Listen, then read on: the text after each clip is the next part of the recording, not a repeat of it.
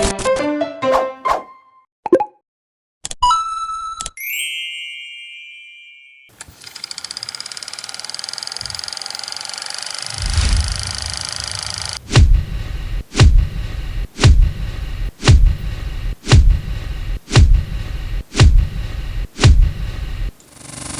पूरी दुनिया के साइबर ठग इस दहशत में काम कर रहे हैं कि वह उनके केबिन में ही उन्हें हर वक्त लाइव देख रहे हैं। और जब साइबर ठगों को पक्का एहसास हो जाता है कि वह सच में उन्हें देख रहे हैं, तो यह अपना काम धंधा बंद करके अंडरग्राउंड हो जाते हैं। आपको जानकर हैरानी होगी कि जिनसे अब साइबर ठग डरने लगे हैं वह पुलिस नहीं है, स्कैम बाइटर्स हैं। स्कैम बाइटर्स जो दिन प्रतिदिन साइबर ठगों का शिकार कर रहे हैं। स्कैम बाइटर्स वह एथिकल हैकर्स होते हैं जो पीड़ितों का रूप धारण करके साइबर ठगों को बेवकूफ़ बनाते हैं, उनका समय बर्बाद करते हैं और उनके काम में बाधा डालते हैं। स्कैम बाइटर जानकारियों को जुटाकर धोखाधड़ी का पर्दाफाश करके कमज़ोर लोगों की रक्षा करते हैं। इस काम को वाइट हैट हैकिंग भी कहते हैं। असल में यही है आज के हमारे साइबर रक्षक। यह स्कैम बाइटर यानी साइबर रक्षक साइबर ठगों के कंप्यूटर को ही हैक कर लेते हैं और सबसे पहले साइबर ठगों का सही पता निकाल लेते हैं। साइबर अपराधियों की लोकेशन का स्टीक लैटिट्यूड लॉन्गिट्यूड पता कर लेते हैं।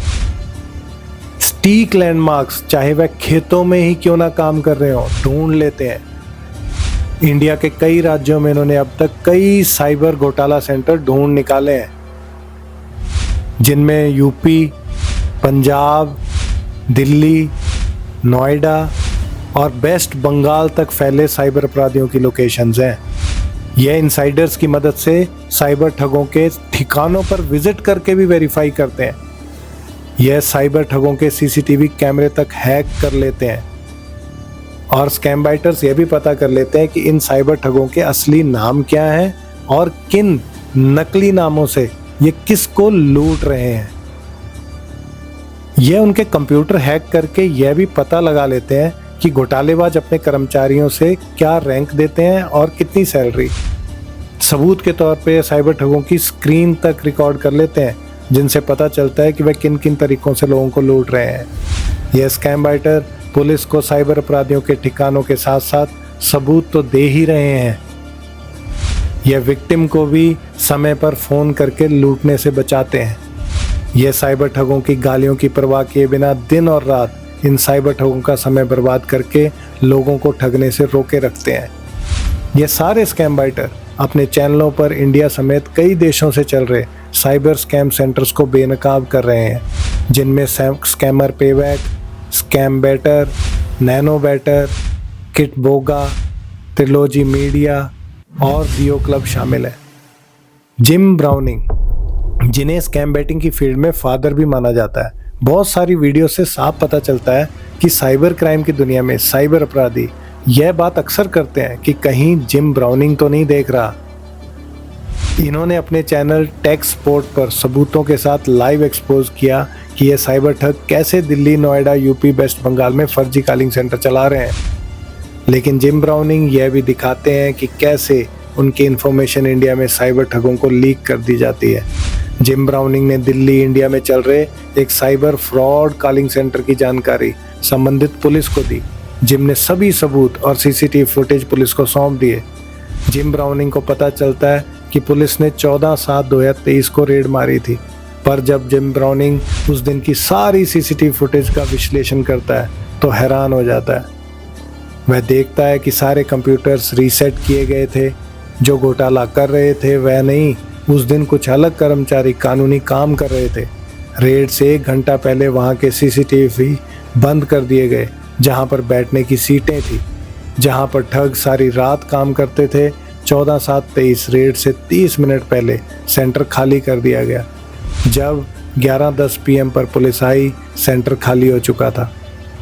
यही नहीं, अक्टूबर 2023 में एक स्कैम बाइटर ने पश्चिम बंगाल पुलिस के कंट्रोल रूम में फ़ोन करके बोला कि मैं पश्चिम बंगाल में चल रहे एक साइबर घोटाला कॉल सेंटर की लोकेशन बताना चाहता हूं। परंतु स्कैम बाइटर तब हैरान रह गया जब साइबर अपराधियों की लोकेशन लेने की जगह उस स्कैम बाइटर को बोला गया कि जाओ USA में ही लोकल पुलिस को रिपोर्ट करें। अब ये सबको पता है कि इंडिया में बैठे साइबर ठग सिर्फ हमें ही नहीं, यूएसए, यूके और ऑस्ट्रेलिया के बुजुर्ग लोगों को भी लूट रहे हैं।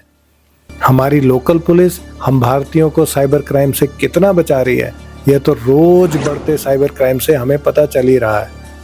अगर एनसीआरपी पोर्टल पर रिपोर्टेड केस देखें तो 2022 में 10 लाख से ऊपर, 2023 में 15 लाख से ऊपर, 2024 में 22 लाख से ऊपर के केस हैं और 2024-25 में तो 265 मिलियन अटेम्प्ट्स हो चुकी हैं हम पे साइबर की।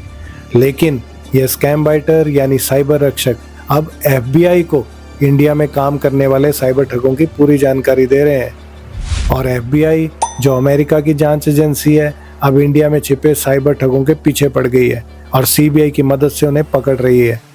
सीबीआई ने खुद अपनी दिसंबर 25 की प्रेस रिलीज में बताया है कि उसने एफबीआई की इनपुट पर एक साइबर क्राइम नेटवर्क को खत्म किया है जो साल 2022 से यूएस के नागरिकों को ठग रहा था।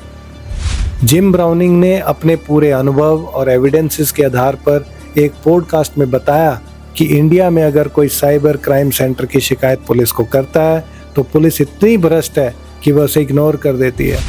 अगस्त 2023 में सिलीगुड़ी पुलिस वेस्ट बंगाल ने वहां के सरकारी बेबल आईटी पार्क में साइबर क्राइम करने वाले फर्जी कॉल सेंटर का पर्दाफाश किया। मगर स्कैम बाइटर पिरोगी ने रिसर्च करके खुलासा किया कि साल 2024 में भी साइबर अपराधी उसी सरकारी बेबल आईटी पार्क में 3rd फ्लोर के सेम रूम से फेक कॉलिंग सेंटर चला रहे थे। स्कैम बाइटर ने सभी सबूत पश्चिम बंगाल पुलिस को फिर से दिए और एक सवाल भी पूछा, क्या साइबर क्रिमिनल्स को प्रोटेक्शन दिया जा रहा है? इंडिया के कुछ ईमानदार रिपोर्टर भी साइबर क्राइम के नेक्सस में शामिल कुछ भ्रष्ट पुलिस वालों को बेनकाब कर रहे हैं। राजस्थान पत्रिका के रिपोर्टर को जामताड़ा के एक ठग ने बताया कि कभी कभी हम लोगों की पुलिस से भी सेटिंग हो जाती है, मोटी रकम लेकर वह हमें छोड़ देती है। इसी तरह जिस्ट के रिपोर्टर को भी नूह हरियाणा के एक ठग ने बताया कि एक बार एक लड़का पकड़ा गया था, पुलिस पैसे लेती है, छोड़ देती है। 2,73,000 पुलिस वाले ने लिए थे और छोड़ दिया था। आज तक की एक रिपोर्टर ने जब मेवात के एक ठग को पूछा कि तुम डरते क्यों नहीं हो, तो ठग ने बोला, नहीं डर तो लगता है, जब सरकार पकड़ने पे आती है तो पकड़ ही लेती है। देखो पुलिस तो ऐसा है कि किसी को पकड़ कर ले जाती है तो पैसा लेकर छोड़ देती है। जब मैं पकड़ा गया था मैंने 50,000 दिए थे और जिसका सबूत पुलिस के पास होता है उससे तो 5-5 लाख भी ले लेती है। इस मिलीभगत की पुष्टि इस बात से भी होती है कि कुछ पुलिस वाले साइबर अपराधियों से रिश्वत लेते पकड़े भी गए हैं। एमपी में तो एसएचओ समेत 4 पुलिस वाले सस्पेंड किए गए कि वह साइबर अपराधी का नाम निकलवाने के लिए 25 लाख ले रहे थे। साल 2023 में नूह हरियाणा में 5,000 पुलिस वालों ने मिलकर साइबर अपराधियों पर जब गुप्त तरीके से बहुत बड़ी छापेमारी की, तब एनडीटीवी के एक रिपोर्टर ने सीएम मनोहर लाल खट्टर से पूछा, आपने पूरी छापेमारी को गुप्त क्यों रखा? तो सीएम साहब ने कहा, यह जो गैंग काम करता है ना, बिना मिलीभगत के काम ही नहीं कर सकता। इन पर किसी ना किसी का हाथ होता है, चाहे वह पुलिस हो या नेता। अब बहुत देर हो चुकी है। लाइव हिंदुस्तान पॉडकास्ट में इंडिया के जाने माने साइबर सुरक्षा विशेषज्ञ अमित दुबे बताते हैं कि साइबर क्राइम को लेकर अब दुनिया में सिर्फ 2 ही तरह के लोग हैं। एक वो जो जानते हैं कि हम हैक हो चुके हैं और दूसरे वो जो नहीं जानते कि हम हैक हैं। अब आग आईएएस आईपीएस अधिकारियों के घर तक पहुंच चुकी है।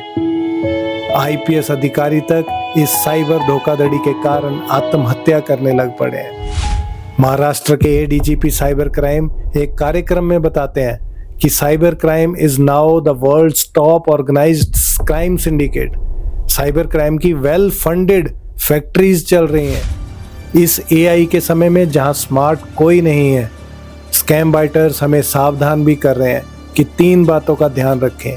1, कुछ भी एकदम करने से पहले रुक जाओ, शक करके वेरीफाई करें और जितना हो सके सवाल पूछें और फिर धीरे से आगे बढ़ें। हम लुट रहे हैं, हम आत्महत्याएं भी कर रहे हैं, परंतु बिल्कुल बेशर्म कुछ भ्रष्ट पुलिस वाले साइबर क्राइम सिंडिकेट का हिस्सा बनकर खुद ही साइबर क्राइम सेंटर्स चलने दे रहे हैं। तो इस खतरनाक वातावरण में हमारे लिए लड़ते ये साइबर रक्षक सच में प्रशंसा के पात्र हैं। आओ मिलकर इनका स्वागत करें और साइबर ठगों को पकड़वाने के लिए साइबर क्राइम की जानकारी दें। धन्यवाद।